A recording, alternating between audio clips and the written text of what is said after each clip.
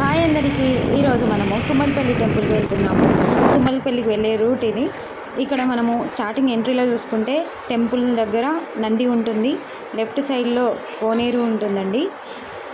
మనము ఈ స్టెప్స్ మార్గాన నడుచుకుంటూ వెళ్తే మనకు స్టార్టింగ్లో సాక్షి గణపతి దర్శనమిస్తారు.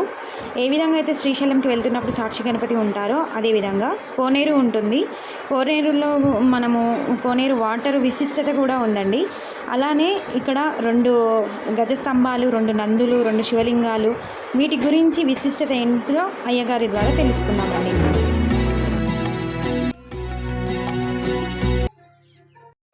ఇక్కడ తుమ్మలపల్లి టెంపుల్లో ఫస్ట్ మనం దర్శించుకునేది సాక్షి గణపతినండి.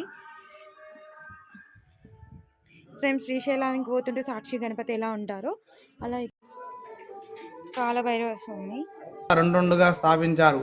ఉత్తర గోపురాన్ని స్థాపించిన తర్వాత తూర్పు గోపురాన్ని ప్రారంభించే సమయంలో ఆ యొక్క రాజు ఉండి, అయ్యా ఈ యొక్క భటులు అటే వెళ్ళారు అని చెప్పేసి ఆ యొక్క భటును తీసుకెళ్లారు.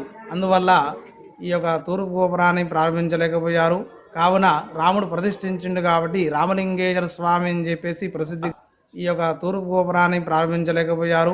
కావున రాముడు ప్రతిష్ఠించిండు కాబట్టి రామలింగేశ్వర స్వామి అని చెప్పేసి ప్రసిద్ధిగాంచింది.